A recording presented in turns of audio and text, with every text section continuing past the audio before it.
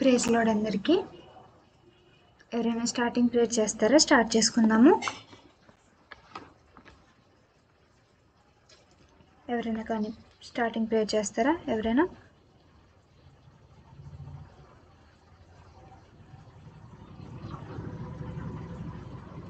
సరే, ప్రేయర్ చేసుకుందాము.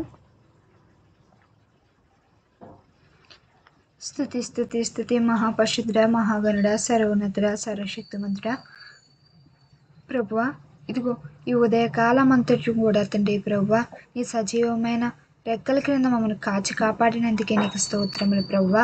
ఏ అపాయమును మాకు రాకుండానట్లుగా, మా దరి చేరకుండానట్లుగా నీ కృప చూపినందుకే నీకు వందనములు ప్రభువా. ఉదయం మొదలుకొని ఈ సాయంత్రకాల సమయం వరకు కూడా తండ్రి ప్రభువా, మా పట్ల మీరు జరిగించిన కార్యముల బట్ల వందనములు తండ్రి. జరిగించలేని కార్యముల బట్ల నీకు స్తోత్రములు ప్రభువా. నేటి దినమున నిన్ను ఆరాధించుటకు, స్తుతించుటకు ఈ సన్నిధిని కూడుకొని ఉన్న మమ్మల్ని అందరినీ మీరు దర్శిస్తున్నారని నమ్ముచున్నాం తండ్రి ప్రభువా. చిన్న మందిగా ఈ స్థలంలో మేము కూడుకున్నప్పటికీ తండ్రి ప్రభువా, మీరే స్వయముగా మా మధ్యలోకి వచ్చి ఉన్నారని పూర్తి విశ్వాసముతో నమ్మి ఉన్నాం ప్రభువా. ఇదిగో అది ఒక్కరున్నా, ఇద్దరున్నా, ఎవరు ఎంతమంది ఉన్నా నీ నామమును స్మరించిన ఎడల వారి మధ్య మీరు ఉంటానని సెలవిచ్చిన రీతిగా తండ్రి ప్రభువా, మా మధ్య మీరు ఆసీనులై ఉన్నారని నమ్ముచున్నాం ప్రభువా. ఇదిగో వాక్యము చెప్పు వారిలో మీరు ఉండండి తండ్రి. వారు మాట్లాడేది వారు కాకుండానట్లుగా తండ్రి ప్రభువా, నీ యొక్క స్వరమును, నీ యొక్క మాటలను వారి యొక్క నోటినందు ఉంచండి తండ్రి. మత్తయి సువార్తలో శిష్యులకు మీరు అంటున్నారు కదా ప్రభువా, ఇదిగో మీరు వెళ్ళి అక్కడ నిలుచునండి, మీరు మాట్లాడేది కాదు, ఆయనే మీ ద్వారా మాట్లాడతారని శిష్యులకు సెలవిచ్చిన రీతిగా ప్రభువా, ఈ సన్నిధిని కూర్చున్న మాతో కూడా తండ్రి ప్రభువా, మాట్లాడేవారు కాకుండానట్లుగా తండ్రి ప్రభువా, వారిలో మీరుండి మాట్లాడుతున్నారని విశ్వసించి ఉండగా నీ చిత్త ప్రకారంగా ఈ యొక్క ఆరాధన నడిపించండి ప్రభువా. ఈ యొక్క స్తుతిని మీరు అందుకొనండి ప్రభువా. వచ్చిన వారిని బట్ల నీకే మహిమ తండ్రి. ఇంకను రావాల్సిన వారి అనేకులే ఉండగా వారందరినీ కూడా త్వరితగతిన ఈ స్థలమునకు నడిపించి నీ నామమునకు మహిమ తెచ్చుకొనండి ప్రభువా. ఇదిగో ఆది అంతమే నడిపించమని నజరేయుడైన ప్రభువు యేసు నామమున ప్రార్థించి వేడుకుంటున్నాం తండ్రి, ఆమేన్.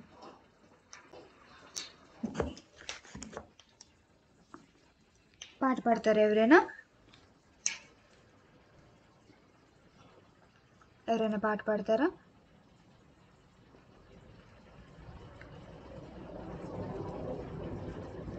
సరే, పాట పాడుకుందాము. దేవునికి స్తోత్రం. హల్లెలూయా. కన్నీళ్లతో నేను కృంగిపోగా, గుండెకు తేనకు మిగిలిపోగా, కన్న తండ్రి నీవైనావు దేవా, కన్నీరు తుడచినావు ప్రభువా. కన్న తండ్రి నీవైనావు దేవా, కన్నీరు తుడచినావు ప్రభువా.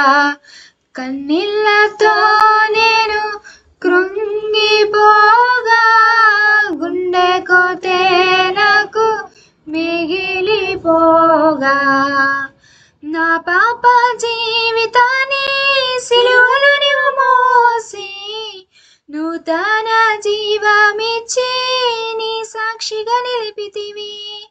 నా పాప జీవితాన్ని సిలువలో నీవు మోసి నూతన జీవమిచ్చి నీ సాక్షిగా నిలిపితివి. అనుక్షణం నీలోనే హర్షిస్తా, విలువైన ప్రేమను నే చాటిస్తా. అనుక్షణం నీలోనే హర్షిస్తా, విలువైన ప్రేమను నే చాటిస్తా. కన్నీళ్లతో నేను కృంగిపోగా, గుండెకు తేనకు మిగిలిపోగా, కన్న తండ్రి నీవైనావు దేవా, కన్నీరు తుడచినావు ప్రభువా. కన్న తండ్రి నీవైనావు దేవా, కన్నీరు తుడచినావు ప్రభువా. యవ్వన కాలమందు నీ కాడి మోయుట నరునికి మేలని ఎంచి నే సాగెదనయ్యా. యవ్వన కాలమందు నీ కాడి మోయుట నరునికి మేలని ఎంచి నే సాగెదనయ్యా. నా యవ్వనం నీకో సమర్పిస్తా, సిలువ సాక్షిగానే జీవిస్తా. నా యవ్వనం నీకో సమర్పిస్తా, సిలువ సాక్షిగానే జీవిస్తా. కన్నీళ్లతో నేను కృంగిపోగా, గుండె కోతే నాకు మిగిలిపోగా, కన్న తండ్రి నీవైనావు దేవా. కన్నీరు తుడచినావు ప్రభువా. కన్న తండ్రి నీవైనావు దేవా. కన్నీరు తుడచినావు ప్రభువా. నా తోడై నిలచి నీవు నడువుమయ్యా, నీలోనే అంతము వరకు నిలుపుమయ్యా. నా తోడై నిలచి నీవు నడుపుమయ్యా, నీలోనే అంతము వరకు నిలుపుమయ్యా. కన్న తండ్రి నీవైనావు దేవా.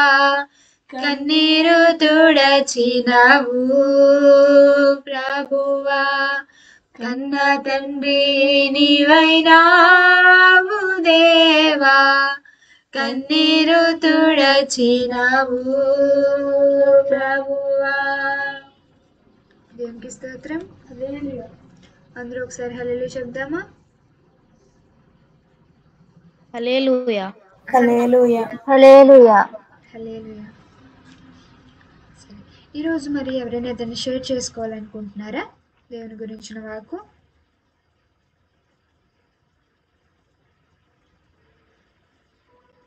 ఎవరైనా ఏదైనా షేర్ చేసుకోవాలనుకుంటున్నారా? సరే, వాక్యంలోనికి వెళ్దాము. మనము సామెతలు గ్రంథము ధ్యానిస్తూ ఉన్నాం కదా. 20వ అధ్యాయంలో మనం ఉన్నాము. 20వ అధ్యాయంలో మరి మొదటి వచనముల నుంచి మరి ఎంతో వివరంగా క్లుప్తంగా మనము తెలుసుకున్న వారుగా ఉన్నాము. అండ్ లాస్ట్గా మనం ఈ అధ్యాయం నుంచి చెప్పుకున్న విషయం ఏమిటంటే 20వ అధ్యాయము 6వ వచనం నుంచి నిజమైన దయగల వ్యక్తి ఎవరోనో మనము కనుగొని ఉండాలని తెలుసుకున్నాం. మనం చెప్పుకున్నాం కదా. ఈ లోకంలో మరి ఇదిగో నేను హెల్పింగ్ నేచర్ ఎక్కువ నాకు అని ఒక మాట చెప్పగానే వారు గుడ్డిగా నమ్మి వాళ్ళతో పాటు వెళ్ళిపోతున్నాం. కానీ నిజమైన సహాయకుని యొక్క చేయి విడిచి మరి మోసం చేసే వారి చేతిలో మనం చేయబెడుతున్నాం. అలాగ కాకుండా నిజమైన సహాయుని కొరకే మనం వేచి చూడాలి, తండ్రి వైపు మన కనులెత్తి చూడాలి అని మరి 6వ వచనం నుంచి మనం తెలుసుకున్నాం కదా. మరి 20వ అధ్యాయం నుంచి మరిన్ని క్లుప్తమైన విషయాలు ఈరోజు మనం తెలుసుకుందాం. 20వ అధ్యాయము 20వ వచనంలో మనం చూసినట్లయితే మనకు కనబడుతుంది కదా ఇక్కడ, తన తండ్రినైనను తల్లినైనను దూషించి వారిని దీపము కారు చీకటిలో ఆరిపోవును. ఇక్కడ సామెతల గ్రంథం అంతా కూడా మనకి సొలొమోను గారి యొక్క జ్ఞానము, దేవుడు తనకిచ్చిన జ్ఞానము చొప్పున యవ్వనులైన అందరికీ కూడా ఈ యొక్క గ్రంథమును ఇలాగ అనుసరించి నడుచుకోమని ప్రతి ఒక్క అధ్యాయంలో ఇంటర్లింక్డ్ విషయాలను మనం ధ్యానిస్తూ వచ్చి ఉన్నాం. అలాగే ఈ విషయం కూడా మరి ముందు అధ్యాయాల్లో మనము చాలాసార్లు చెప్పుకున్నాం. మరొకసారి ఇక్కడ కూడా మనం చెప్పుకుంటున్నాం. ఏమని? తల్లిదండ్రులను ఎవరైనా దూషించిన ఎడల వారి యొక్క దీపము వారే కారు చీకట్లో ఆపు చేసుకునే వారుగా ఉంటున్నారట. ఇప్పుడు చూడండి, మనకి లైట్స్ అనేవి ఎప్పుడు అవసరము? మనకి డే టైంలో లైట్స్ అవసరమా చెప్పండి? డే టైంలో మనకి లైట్స్ అవసరం ఉండదు. ఎందుకంటే సన్ లైట్ ఉంటుంది కాబట్టి ఆ లైటింగ్ని బట్టి మనకు కావాల్సిన పనులన్నీ చేసేసుకుంటాం. కానీ నైట్ టైం వచ్చేసరికి మనకి ఏం అవసరము? ఒక లైట్ అనేది మనకు అవసరము. క దే ఈ యొక్క అవసరాన్ని మనము ఆహ్, ఆ టైంకి కారు చీకట్లో మనం ఉన్నప్పుడు ఏదైనా వస్తువును మనం తీసుకోవాలన్నా, ఏదన్నా ఇంట్లో చక్కబెట్టుకోవాలనుకున్నా మనకి వెలుగు కావాలి. ఎప్పుడైతే మరి యవ్వనులైన వారు తమ యొక్క తల్లిదండ్రులను హింస పెట్టువారుగా లేదా దూషించువారుగా, వారిని అశ్రద్ధ చేయువారుగా ఉంటారో, వారు ఏం చేస్తున్నారంట? కారు చీకట్లో వాళ్ళుండి, వాళ్ళకు వెలుగునిచ్చే ఒక సోర్స్‌ని వాళ్ళే పోగొట్టేసుకుంటున్నారంట. ఒక చీకటి మార్గంలో మనం వెళ్తున్నాము. నైట్ టైము ట్రావెల్ చేస్తున్నాము. రోడ్ అంతా కూడా చీకటిగా ఉంది. అటువంటి టైంలో మనకి లైట్ లేకపోతే మనం ఒక అడుగైనా వెళ్ళగలమా చెప్పండి? వెళ్ళనే లేము. ఇలాగున ఎప్పుడైతే మనం తల్లిదండ్రులను బాధ పెడుతున్నామో, వారిని దూషిస్తున్నామో, మన యొక్క లైటింగ్ సోర్స్ అనేది మనమే కిల్ చేసేసుకుంటున్నాము. మన యొద్దకి రాకుండా మనమే ఆఫ్ చేసేసుకుంటున్నాం. దేవుడు నీకు వెలుగును నేనిస్తాను.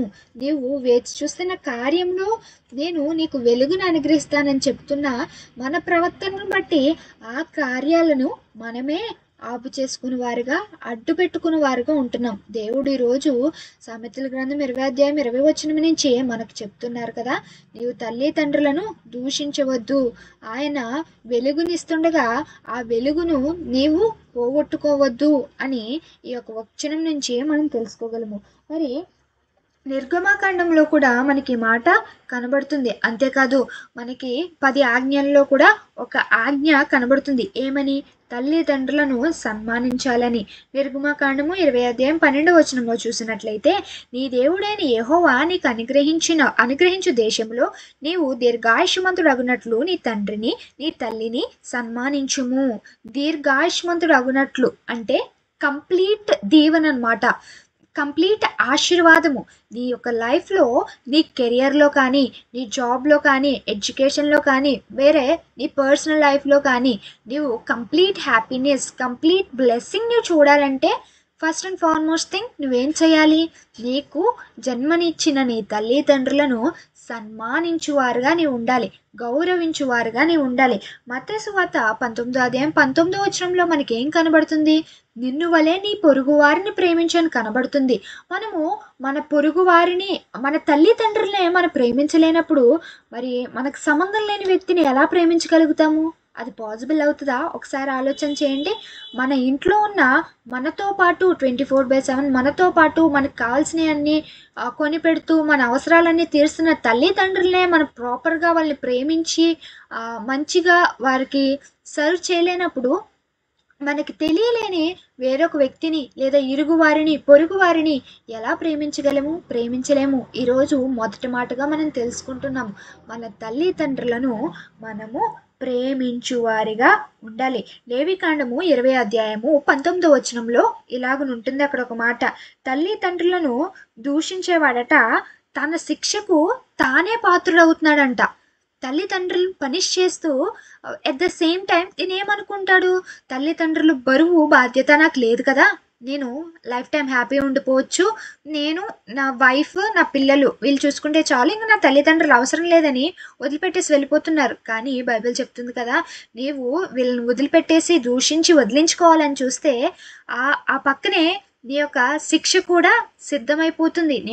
నీ యొక్క శిక్షకు కూడా ఒక ఏమంటారు దాన్ని, ఒక నోట్ పాయింట్, నువ్వు తల్లిదండ్రులను బాధ పెట్టావు కాబట్టి నీకు ఒక శిక్ష అని ఒక నోట్ రాసే పడుతుంది. నీవు దాన్ని మర్చిపోతున్నావు. టెంపరీగా వాళ్ళ బాధ్యత లేదు కదా అని పక్క పెట్టేస్తున్నావు, కానీ నీకు తదుపరి తీర్పు ఉంటుందని నీవు మర్చిపోతున్నావని ఇక్కడ మనకి లేవికాండంలో మనం చూడవచ్చు. అయితే మొదటి మాటగా మనం తెలుసుకుంటున్నాం, తల్లిదండ్రులను ప్రేమించువారుగా ఉండాలి, వాళ్ళని సన్మానించువారుగా ఉండాలని మరి 20 అధ్యాయం నుంచి మరొకసారి జ్ఞాపకం చేసుకుంటున్నాము. అలాగే 21 ఉంది కదా, మొదట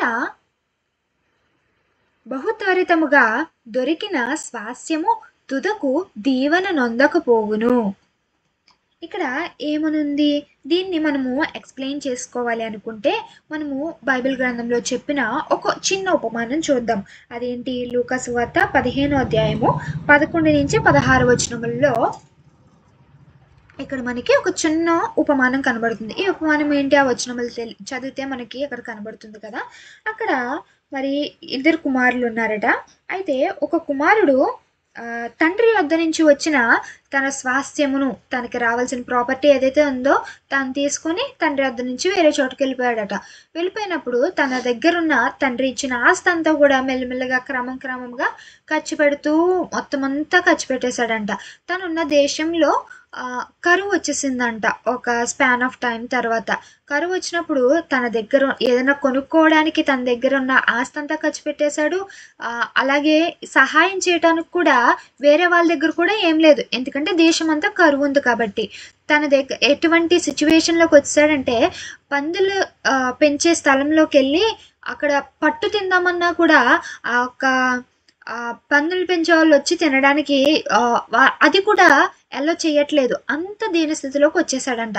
ఈ యొక్క ఉపమానమును బట్టి మరి ముందు చదివిన 21వ వచనం నుంచి మనం ఎలా ఇంటర్లింక్ చేసుకోవాలి అంటే, 21వ వచనం ఒకసారి చదువుతున్నాను నేను.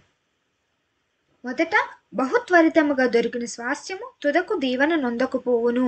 మనకి బహు తొందరగా వచ్చినది తుదకు దీవెనగా ఉండకపోవునంట. అంటే షార్ట్ వేస్ ఉంటాయి చూడండి, క్విక్ వేలో మనము ఒక జాబ్ సంపాదించడానికి 20 years 22 years మరి ఇంటర్, డిగ్రీ, బీటెక్ అంటూ ఇలాగ చదువుతూ వస్తున్నాము. ఒక జాబ్ సంపాదించడానికి ఎంత లాంగ్ టైం పడుతుంది, 20 years పడుతుంది. అలా కాకుండా ఎడ్యుకేషన్ ఏం లేకుండా ఫేక్ సర్టిఫికెట్స్తో ఒక ఫేక్ జాబ్ సంపాదించడము ఈజీయే. బట్ అది కాన్స్టెంట్గా ఉంటుందా అంటే మనం చెప్పలేము, అండ్ ష్యూరిటీ కూడా ఇవ్వలేము. అలాగే దేవుడు చెప్తున్నారు, ఇదిగో నీ తల్లిదండ్రుల నుంచి వచ్చిన ఆస్తిని నీవు ఖర్చు పెట్టడానికి ఆలోచించవు. ఈజీగా ఖర్చు పెట్టేయచ్చు, ఎందుకంటే దాని వెనకనున్న కష్టము నీకు తెలియదు కాబట్టి. వాళ్ళు ఎంత కష్టపడి సంపాదించారన్న విషయము నీకు తెలీదు. ఈజీగా నీ చేతిలో వాళ్ళు సమ్ పాకెట్ మనీ పెట్టేశారు, దాన్ని నువ్వు ఖర్చు పెట్టేస్తున్నావు. అంతటితో నా నీడ్స్ తీరిపోయి కదా అని అనుకుంటున్నావు. బట్ నీవు ఎప్పుడైతే దానిని పక్కన పెట్టి నీ స్వతహాగా నీవు కష్టపడటానికి ఇష్టము చూపుతావో అప్పుడు నీకు మనీ వాల్యూ తెలుస్తుంది. అండ్ ఒక మంత్లీ శాలరీ కోసము మంత్ అంతా కష్టపడతావు చూడండి, ఆ ఫైనల్ డే ఆ శాలరీ ఇచ్చే రోజు ఆ కష్టమంతా మర్చిపోయి నువ్వు హ్యాపీనెస్తో తీసుకుంటావు చూడు, అది సోర్స్. అంటే టెంపరీ థింగ్స్ మీద టెంపరీ హ్యాపీనెస్ ఉంటుంది. If you are waiting for one miracle for a long time, ఒక బహుమానం కోసమో లేదా ఒక ఆశీర్వాదం కోసమో ఎంతో సమయం నుంచి నువ్వు వేచి చూస్తున్నావా, అయితే నీవు దానికి ది గ్రేట్ సోర్స్ నీవు పొందుకోబోతున్నావు. ఎంత కాలం వెయిట్ చేసావో అంతే స్పెషల్గా, అంతే ప్రీషియస్గా దేవుడు నీకు సిద్ధం చేసి ఇవ్వబోతున్నాడు. దానికి విలువ లేకుండా పోదు అని దేవుడు చెప్తున్నారు. మరొక ఉదాహరణ మనం చెప్పుకోవాలంటే, ఇప్పుడు ప్రెగ్నెంట్ లేడీస్ ఉంటారు. ఒక బేబీని వాళ్ళ వూమ్లో 9 months వాళ్ళు టోటల్ కంప్లీట్గా ఆ వూమ్లో బేబీని క్యారీ చేస్తారు. అలా కాకుండా నాకు బేబీ వెంటనే వచ్చారని ఒక 5 monthsకి వచ్చేసరికి బేబీని వాళ్ళు ఆపరేషన్ చేసి డెలివరీ చేస్తారనుకోండి, బేబీ అన్ని అవయవాలు తనకు ఉంటాయా చెప్పండి? టెంపరీ థింగ్స్ ఎప్పుడు కూడా లేదా క్విక్గా వచ్చే థింగ్స్ ఎప్పుడు కూడా పర్ఫెక్ట్గా ఉండవు. అది మేబీ నీకు వచ్చేసి ఉండొచ్చు, కానీ దానివల్ల నీకు కంప్లీట్ సోర్స్ అనేది నీకు అందించబడదు. నీవు వెయిట్ చేస్తున్నా పర్వాలేదు, ఇంకా వెయిట్ చేయి. దాని యొక్క స్పెషల్ థింగ్, దానిలో వేరే కొత్త థింగ్ దేవుడు యాడ్ చేసి నీవు అడిగిన దానికంటే అధికముగా ఇస్తున్నారన్న విశ్వాసము నీలో ఉంచి వెయిట్ చేయి. దేవుడు ఖచ్చితంగా దాన్ని బట్టి నీవు వెయిట్ చేస్తున్న దానిని బట్టి తప్పకుండా కార్యం చేస్తారు. అలాగే మూడో విషయంగా మనం తెలుసుకుంటున్నాము, సామెతల గ్రంథము 20వ అధ్యాయము 22వ వచనము. కీడుకు ప్రతికీడు చేయవద్దనుకొనవద్దు, యెహోవా కొరకు కనిపెట్టుకొనుము, ఆయన నిన్ను రక్షించును. దేవుడు చెప్తున్నారు కదా మూడో మాటగా, కీడుకు నీవు ప్రతికీడు చేయనే వద్దు. అలా చేస్తే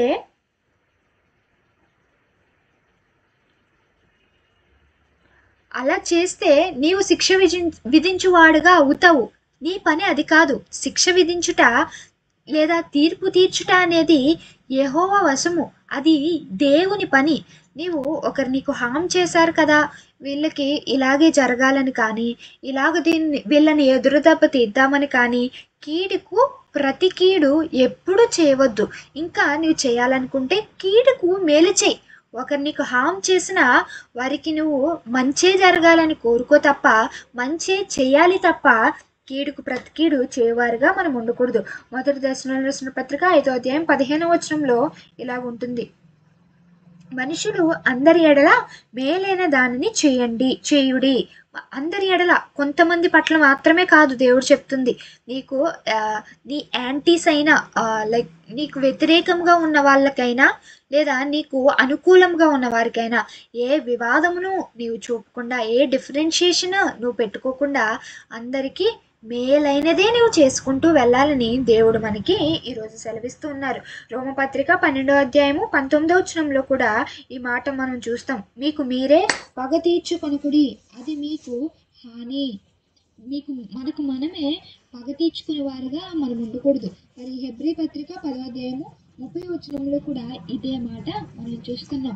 మనకు మనము ఎప్పుడు కూడా పగ తీర్చుకునే వారుగా ఉండకూడదు. ఏదైనా సరే అది దేవుని చేతికి అప్పగించు వారుగా మనం ఉండాలి. ఒకసారి క్విక్ రీక్యాప్ చేస్తున్నాము. ఈరోజు సామెతల గ్రంథం 20వ అధ్యాయం నుంచి 3 జ్ఞానపూరితమైన మాటలు మనం తెలుసుకున్నాము. మొదటి మాట, తల్లిదండ్రులను గౌరవించాలి. వారిని దూషించి మన దీపమును ఆర్పివేసుకునే వారుగా మనం ఉండకూడదని తెలుసుకున్నాం.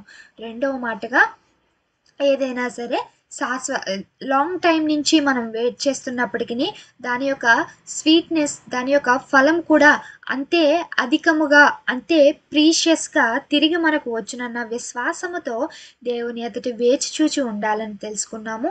మూడవ మాటగా, కీడుకి ప్రతి కీడు చేయువారుగా మనం ఉండకూడదని తెలుసుకున్నాము. ఈ వినిన 3 మాటలను బట్టి మన అందరి వినికిడిలో దేవాతి దేవుడు ఆయన యొక్క చిత్తమును మన యందు అనుగ్రహించునుగాక.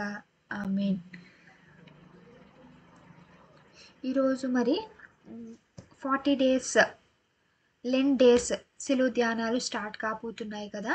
ఈ 40 డేస్ ఫాస్టింగ్ ప్రేయర్స్ చేసేవారిని బట్టి ఎవ్రీ డే మరి ఈవినింగ్ టైమ్స్ కానీ ఎర్లీ మార్నింగ్ టైమ్స్ కానీ ప్రతి ఒక్క మందిరంలో ఈ యొక్క సిలువ ధ్యానాలు ఏకీభవిస్తూ ఉంటారు.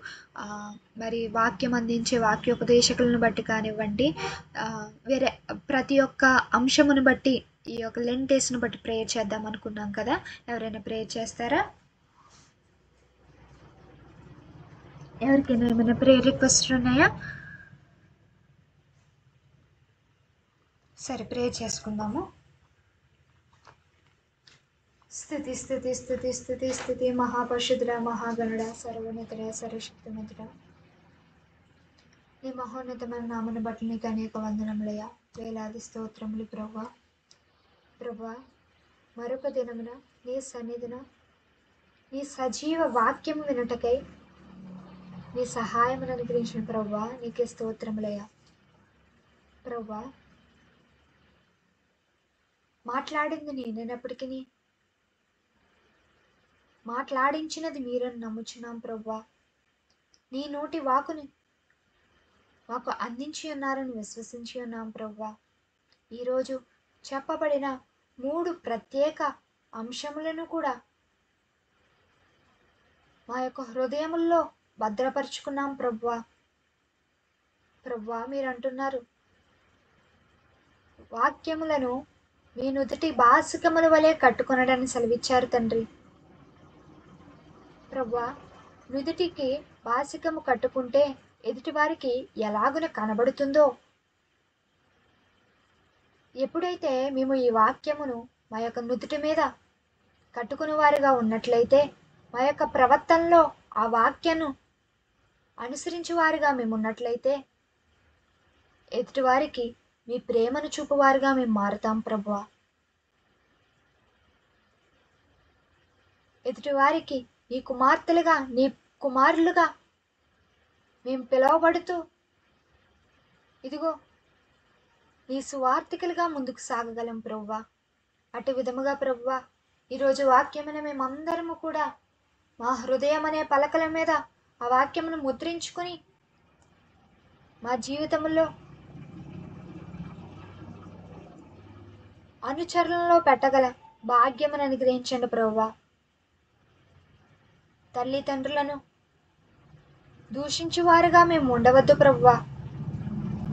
వారు మమ్మలను కోపించినప్పటికీ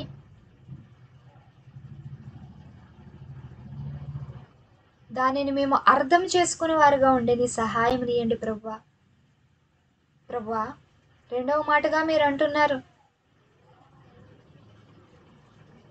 ఆలస్యమైన విశ్వాసముతో వేచి చూడు, అధికమైన ఫలమును నీవు పొందుకోగలవు అని సెలవిచ్చిన ప్రభువా. ఇదిగో, ఏ బిడ్డ ఏ యొక్క విషయమును బట్టి ఏ యొక్క అంశమును బట్టి ఎన్నో సంవత్సరములుగా కనిపెడుతున్నారేమో ప్రభువా, ఎన్నో దినములుగా కన్నీరు విత్తుతున్నారేమో ప్రభువా, వారందరికీ నీ శ్రేష్టమైన సమాధానమును నీ శ్రేష్టమైన ఫలమును అనుగ్రహించండి తండ్రి. ప్రతి వారు వారి అడిగిన దానిని బట్టి కార్యము చూచులాగున నీ కృపను అనుగ్రహించండి ప్రభువా. ప్రభువా, మూడవ మాటగా మీరు అన్నారు, కీడుకు ప్రతి కీడు మీరు చేయవద్దు, సమస్త జనులకు మనుషులైన వారందరికీ మేలైన దానిని మాత్రమే మీరు చేయండి అన్నట్లుగా ఏ ఒక్కరికి హాని మేము చేయవద్దు ప్రభువా. ఏ ఒక్కరికి కీడు మేము తలపెట్టవద్దు ప్రభువా.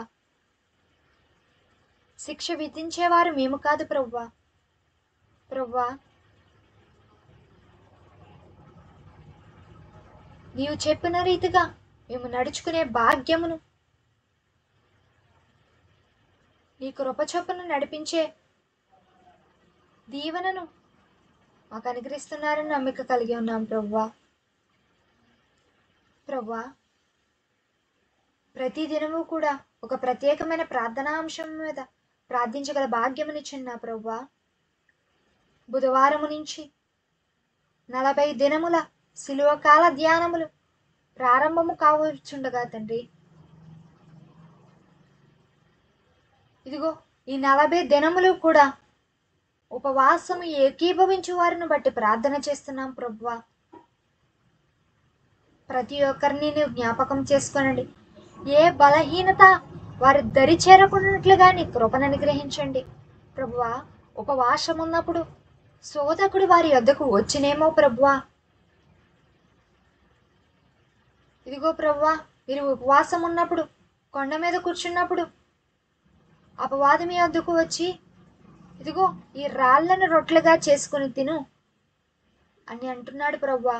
అలాగనే ఏ శోధకుడు ఏ విశ్వాస యొద్దకు వెళ్ళి ఏ ప్రేరేపణ పుట్టించినో ప్రభువా, ఏ గందరగోళమును చెలరేగెత్తించినో ప్రభువా, నీవే జ్ఞాపకం చేసుకోనండి. అపవాది క్రియలు లయమగులాగున విశ్వాసికి బలమును అనుగ్రహించండి ప్రభువా. 40 దినములు కూడా తండ్రి ప్రభువా, ఏ ఒక్కరూ తప్పిపోకున్నట్లుగా, ఏ ఒక్కరూ దారి మరల్చబడినట్లుగా కాకున్నట్లుగా ప్రభువా, నీ సన్నిధి మార్గమును విడవకుండానట్లుగా తండ్రి, ఈ ప్రత్యేకమైన దీక్షను ఏకీభవించే భాగ్యముని ఇయ్యండి ప్రభువా. ప్రభువా, 40 దినములు కూడా ఏకదాటిగా ప్రతి ఒక్క మందిరములోనూ ఆయా అనుకూలత సమయమును బట్టి శిలువ ధ్యానములు, శిలువను గురించిన వాకును జ్ఞాపకం చేసుకుని చుండగా, నీ శిలువ త్యాగమును స్మరించుచుండగా, నీకు స్తుతి చేయుచుండగా, నీకు కృతజ్ఞతలై ఉండగా ప్రతి ఒక్క సంఘమును మీరు జ్ఞాపకం చేసుకునండి ప్రభువా. ప్రతి ఒక్క మందిరములో జరుగు ఆరాధనలో మీరు ఉండండి ప్రభువా. ప్రతి దినము వాక్య ధ్యానము అందించబోయే యాజకులకు నీ శక్తిని అనుగ్రహించండి ప్రభువా. నీకే స్తోత్రములయ ప్రభువా. ప్రారంభం మొదలుకొని ముగింపు వరకు కూడా ప్రభువా, ప్రతి ఒక్క బిడ్డ అనుదినము నీ సన్నిధిలో నీ దర్శనము చూచే భాగ్యమునియండి ప్రభువా. వారి మనోవాంఛలు సిద్ధించులాగున ప్రత్యేకముగా నిన్ను కనిపెట్టుచుండగా వారి మనోవాంఛలన్నీ నెరవేర్చి నడిపింప చేయండి దేవా. నీకే స్తోత్రములయ ప్రభువా. సిలువను గురించిన వార్త నశించుచున్న వారికి వెర్రితనము కానీ, వెతికి రక్షింపబడుతున్న మనకి దేవుని శక్తి అన్నట్లుగా ప్రభువా, భక్తులైన వారు ఇదిగో సిలువను స్మరించాలి, దేవుని యొక్క సిలువ త్యాగమును జ్ఞాపకము చేసుకోవాలి అని ఈ ఆచరణ తీసుకుని రాగా సిలువల గురించి మేము ధ్యానించే భాగ్యమునియండి ప్రభువా.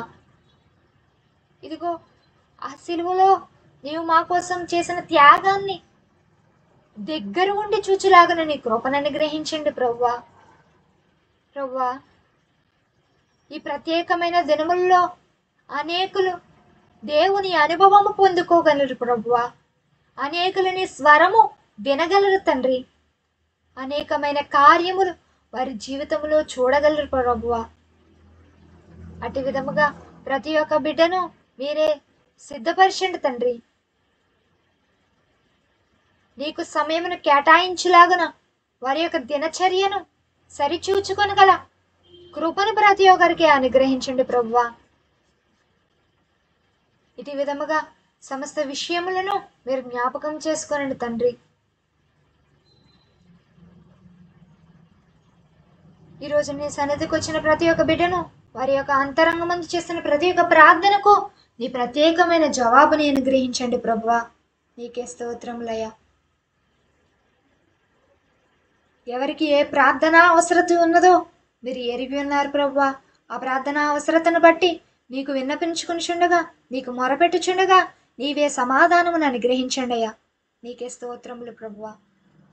ఈ దేశమును, రాష్ట్రమును, లోకమును, ప్రపంచమును, సమస్త మానవాళ్ళని మీరు జ్ఞాపకం చేసుకున్నారు తండ్రి.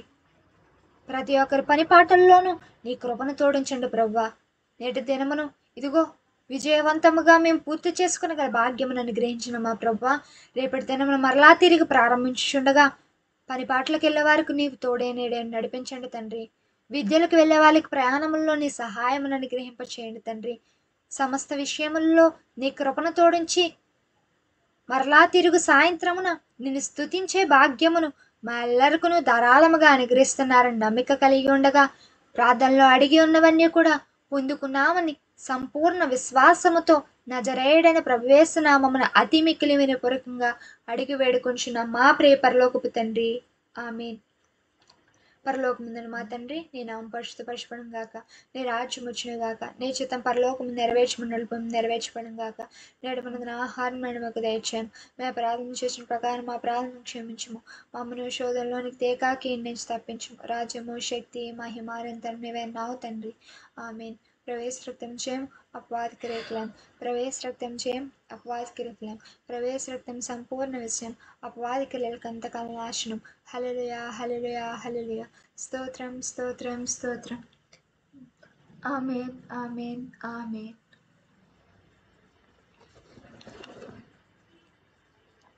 ప్రైజ్ లార్డ్ అందరికీ. రేపు కూడా ఒకసారి ప్రైజ్ లార్డ్ విందా. రేపు కూడా మరి శిలువ ధ్యానాల కోసము 40 దినములు చేసే ఉపవాసము కోసము ఆ ఆచరణ బట్టి అందరూ కూడా ఈ శిలువను గురించిన వార్తను తెలుసుకోవాలి, అందరూ కూడా దేవుణ్ణి దగ్గర నుంచి చూడాలి అని మరి రేపు కూడా ఇదే అంశం మీద ప్రత్యేకంగా ప్రార్థన చేద్దాం. ప్రైజ్ లార్డ్ అందరికీ.